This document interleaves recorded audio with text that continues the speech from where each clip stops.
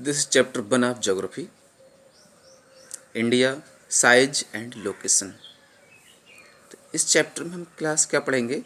India की size के बारे में, लोकेशन के बारे में, इंडियाज़ नेबरिंग कंट्रीज़ के बारे में पढ़ेंगे।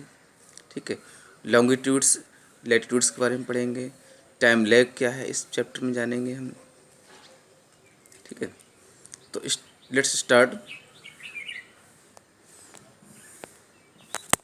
India is one of the ancient civilisations in the world. तो इंडिया क्या है? वर्ल्ड की सबसे एंशिएंट, सबसे पुरानी सिविलाइजेशंस में से एक रहा है। यानी इंडिया का भी एक पुराना हिस्ट्री रहा है। It has achieved multi facet socio economic progress. तो इसने क्या अचीव किया है? मल्टी फेसेड होता है, मैनी फेसेस, सोशल और इकोनॉमिक प्रोग्रेस अचीव की है ड्यूरिंग द लास्ट 5 डिकेड्स। तो पिछले लास्ट 5 डिकेड्स में, यानी कि लास्ट 5 डिकेड होता है 10 ईयर्स का टाइम। तो पिछले 5 दशकों में भारत ने सभी क्षेत्रों में इकोनॉमिक प्रोग्रेस की है। It has moved forward displaying remarkable progress in the field of. अब ये आगे बढ़ता जा रहा है, धीरे हमारा देश आगे बढ़ता गया है। Displaying remarkable progress in the field of agriculture, industry, technology and overall economic development. तो इन सभी के क्षेत्रों में लगातार एक अच्छी प्रोग्रेस करता हुआ है हमारा देश। India has also contributed significantly to the making of world history. तो इंडिया वर्ल्ड हिस्ट्री में भी एक अच्छा स्थान पाए हुए है। अब फर्स्ट टॉपिक को आते हैं। देखिए लोकेशन क्या है हमारे देश की। Location, India is vast country. Vast में मतलब बहुत बड़ा। भारत एक बड़ा देश है। Lying entirely in the northern hemisphere. ये पूरी तरह से नॉर्दर्न हेमिस्फीयर में है। मैंने एक वीडियो बनाया था, देखिए उसमें देखिए साउदर्न हेमिस्फीयर, नॉर्दर्न हेमिस्फीयर अलग अलग थे। तो इस वर्ल्ड मैप पर हम देखते हैं ऊपर का जो हिस्सा है देखिए वो नॉर्दर्न हेमिस्फीयर है, और नीचे वाला हिस्सा है देखिए वो क्या है? साउदर्न हेमिस्फीयर, इक्वेटर लाइन से ठीक नीचे। तो इंडिया जो येलो पार्ट दिख रहा है आपको, it is in the northern hemisphere. ठीक, अब आते हैं देखिए इसका पूरा हिस्सा नॉर्दर्न हेमिस्फीयर में है। The main land extend between latitudes. तो मेन लैंड जो भारत की है 8 डिग्री 4 नॉर्थ से 37 डिग्री 6 नॉर्थ तक से, यानी 8 4 नॉर्थ और 37 6 नॉर्थ लैटिट्यूड्स के बीच में आती है।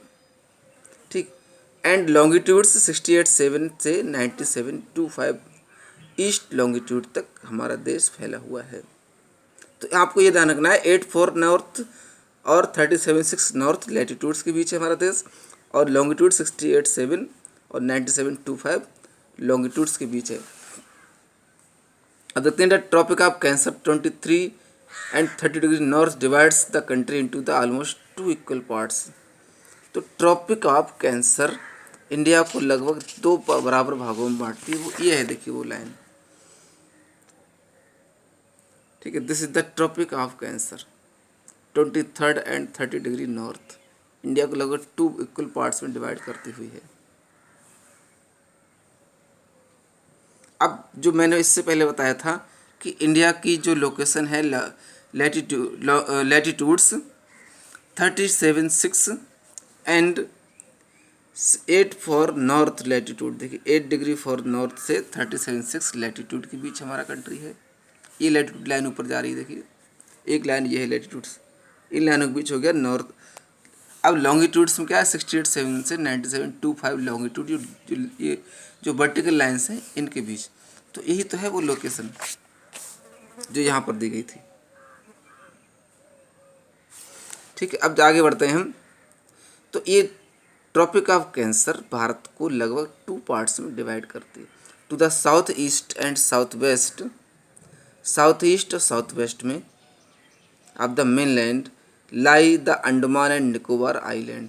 तो साउथ ईस्ट और साउथ वेस्ट जो मेनलैंड से है, इस एरिया में अंडमान और निकोबार आइलैंड ग्रुप हैं, and the Lakshadweep island in Bay of Bengal, और Lakshadweep island Bengal bay of Bengal में है, एंड अरेबियन सी रिस्पेक्टिवली, और इसके आगे अरेबियन सी है। Find out the extent of these groups of island from your Atlas. तो एटलस से आप इन दोनों ग्रुप्स ऑफ आइलैंड्स के एक्सटेंट को देख सकते हैं। अब डू यू नो पे आते हैं। देखिए, the southern most point of India, the Indian union. तो सबसे सदर्न मोस्ट पॉइंट था इंडियन यूनियन का इंदिरा पॉइंट, जो इंदिरा पॉइंट कहा जाता था, सबसे दक्षिणी बिंदु था भारत का। सदर्न टिप ऑफ इंडिया, इस यहाँ पर कहेंगे, इस जगह पर देखिए सदर्न टिप।